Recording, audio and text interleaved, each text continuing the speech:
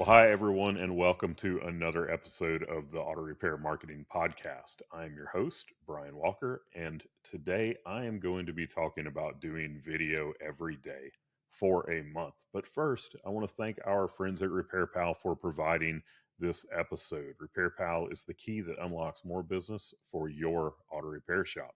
Learn more at repairpal.com/shops. So, as I record this today, it is September 4th, and I just got done doing VEDA. You may or may not have ever heard of VEDA. VEDA is an acronym for Video Every Day in August. They also do Video Every Day in April. And the idea behind VEDA is to get people used to doing video. Um, I I mean, if you listen to any other episodes of this podcast, I've probably talked about doing video in any episode that you've listened to, because I'm a broken record when it comes to a few things, and video is one of those things because I believe that it is that important when it comes to marketing your auto repair shop. But I talk about it all the time, and we do a lot of video, but when we were coming into August, it's like, you know what, I am going to do VEDA. And VEDA is something that it might seem a little bit outdated because it's something that used to be very popular that is not so popular anymore, but it's as relevant as it ever was to do this. If you go do a search on Facebook for hashtag VEDA, then you will find other people who are doing VEDA. And like I said, the whole idea of it is to get people to get used to doing video, because people don't like the way that they look on video. They don't like the way that they sound on video. But the thing about that is the way that you look on video and the way that you sound on video is the same way that everyone else sees and hears you every day anyway. There's science there behind why our voice sounds different to us when we hear it in a recording, because we're not hearing it through, our, basically through the inside of our head, through our skull and all that. Your bone structure and everything changes the way that you sound to yourself. But to everybody else in the world that hears you, when they see you on video, you sound exactly the same way that you sound every other time. So, you have to get over the fact that you don't like your voice when you hear it recorded. You have to get over the fact that you don't like the way that you look. You have to get over the fact that when you see yourself on camera, you see an extra 10 or 20 or 30 pounds, because it's still the way that everyone else sees you every other minute of the day, every other day of the year. Now, doing VEDA, you might be comfortable on video, but there might be some aspects of doing video that you're not comfortable with. And I'll tell you a couple of the things that, one thing in particular that I worked on a few times while I was doing VEDA that I was not comfortable with. And that is the idea of shooting video around other people.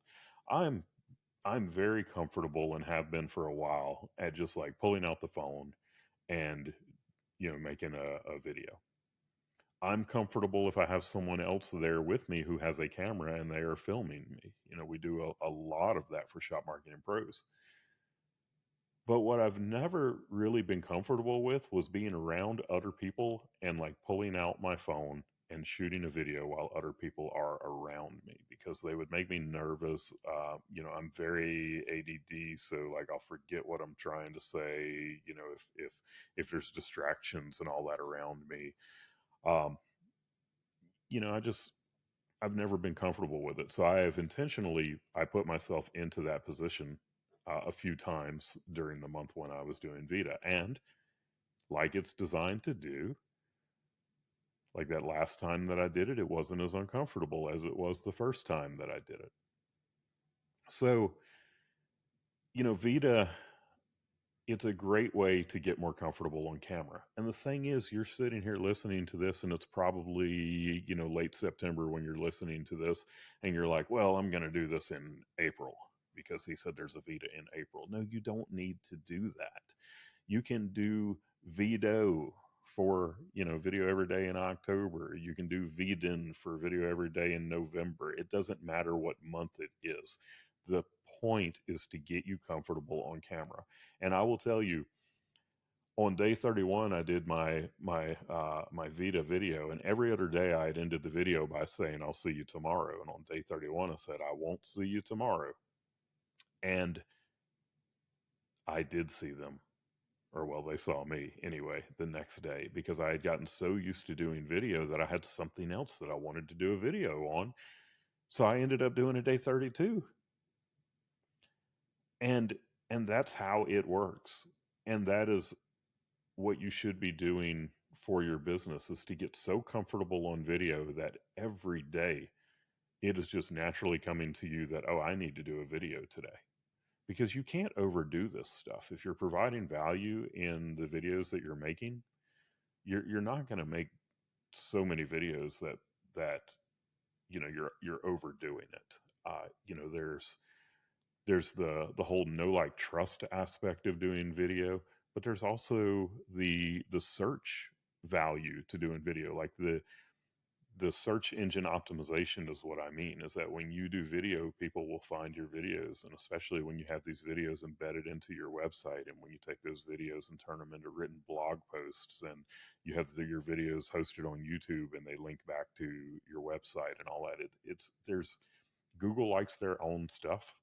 And when you make videos and you put it on YouTube, then you are helping your search engine optimization. So you really cannot overdo this. You look at some of uh, the channels out there, like Dave's Auto Center, for example, or Royalty Auto Service, or Enright Automotive, that are doing these videos. They do these videos every day, sometimes multiple times per day, probably most of the time multiple times per day.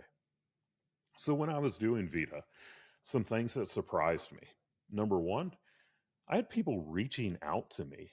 This happened a couple of times, where at the end of the day I hadn't done my video yet, and I'd get a Facebook message, "Hey, where's your video for the day?"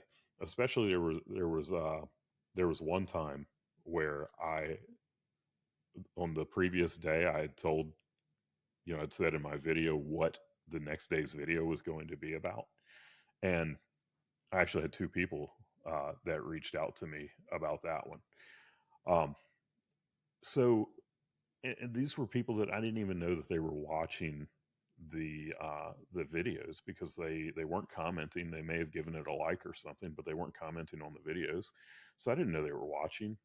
And then they reach out to me asking me, "Hey, when are you going to tell us about the IRS God story that I had, mentioned?" Um, and it was really cool to me to see that happening. So the other one that surprised me was my son um, was watching these things, and my son's not on Facebook, and I was doing all of my Vitas on Facebook. So I forgot that these things were also going over to Instagram. And I'm having a conversation with my son one night, and he's talking about the videos, and he's like, "Yeah, these videos are really good." He's like, "I kind of wish that you would just keep doing them." And I'm I'm not going to continue doing video every day. Uh, not those types of videos. I mean, we have videos that go out every day, on our business, that are things like this podcast right now is going to get cut up into a bunch of reels and TikToks and YouTube shorts. The podcast itself will be a full length video, and then we do videos based on the blogs that I write, and we do a lot of videos. So there's video that goes out pretty much every single day for the business. Uh, but personally, I don't do video every day, like not even close. I might do one or two videos per month, on a regular basis. But my son is telling me that he's like learning life lessons and actually applying them. And when you start thinking about that, like, you can leave a legacy behind with the content that you're creating. So that really surprised me. Like I said, I had no idea he was watching them, but I certainly didn't know that he was watching them and enjoying them and getting life lessons out of them and wanted me to keep doing them. So that was really awesome. Now, doing these videos, uh, it can be a little bit difficult for me to do sometimes. And I'm talking about the personal videos. The business videos are easy for me to do because I am an expert when it comes to marketing auto repair shops. My team is a team of experts at marketing auto repair shops. And no, we're not perfect, but we're really darn good at what we do.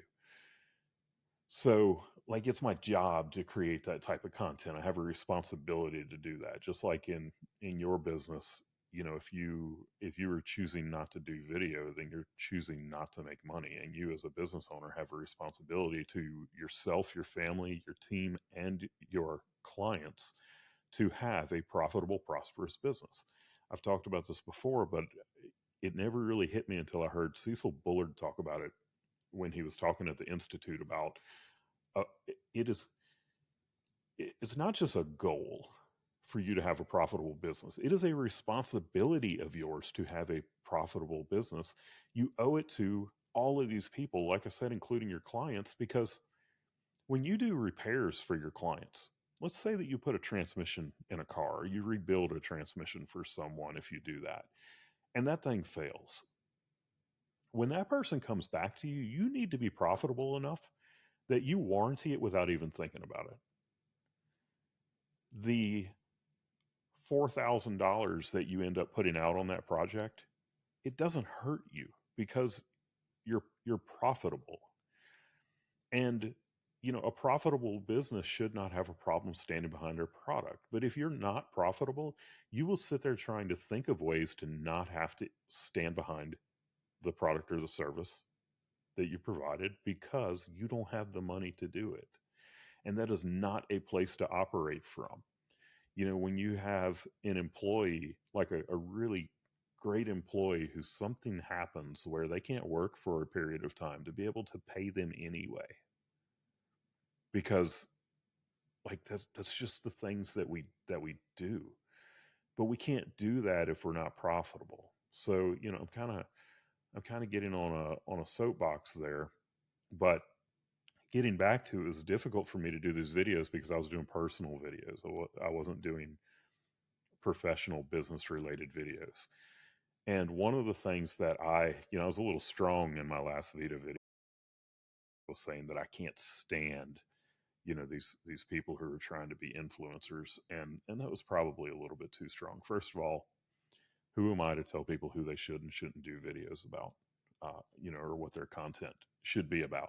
But for me, especially when you have some young person, you got a 20-year-old who's trying to be an influencer and they're putting life lessons out there, and I'm like, you're not even old enough to know these life lessons yet. And and when people go out there and they act like they have it all figured out and they're going to teach the rest of the world how to live, it I don't personally care for that, even though I've done it. Like, there's been many times that I've created that type of content. um And, if I have something that I feel strongly about, then I'll put it out there. So, yes, it's very hypocritical of me to feel that way.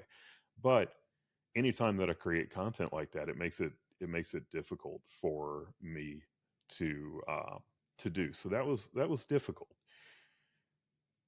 But again, when it comes to your profession, like if you're a life coach, then you should be putting out content, that is all these life lessons and everything. If you are an auto repair shop owner, then you should be putting out content about taking care of your car and the various repairs that you have coming in, and just the day to day stuff that is going to get people to come to know, like, and trust your team.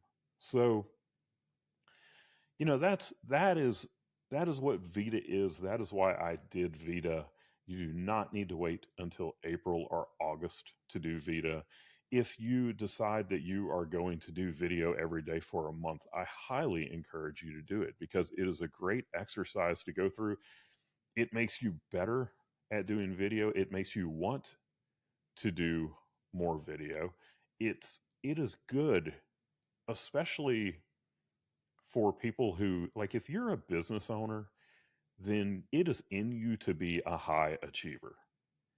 And if you are a high achiever, then it is great to put yourself in a place where you are outside of your comfort zone. So, do this. Don't wait for April or August.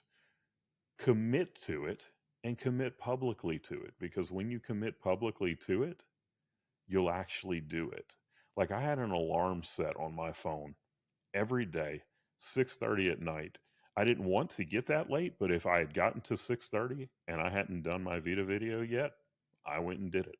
So there were quite a few of them that were late in the evening, because if I had not set that alarm, if I had not made that commitment publicly that I was going to do it, then I would not have done it. So highly encourage you to do video every day for a month. If you do it, I would love for you to share it with me. Um, if you're a friend of mine on Facebook, which I know I'm friends with a lot of people on Facebook who are in the automotive industry and who listen to this podcast, just tag me in it. You can also email it to me, podcast@shopmarketingpros.com. I would genuinely love to see the videos that you're doing. So again, thank you to our sponsor, Repair Pal, for being our sponsor. We could not do this without them. And when we had our shop, we were a Repair Pal shop, and I highly recommend that you take a look at Repair Pal and see if it is a viable way for you to grow your business. Hint, it probably is. And if you're listening to this, there are some other great podcasts that are all part of the Aftermarket Radio Network, and you can find those at aftermarketradionetwork.com. Craig O'Neill has a new podcast that is part of the network that you really should go check out. So definitely do that. I appreciate you listening. I hope that you'll listen in again next week. And until then, go fill those bays.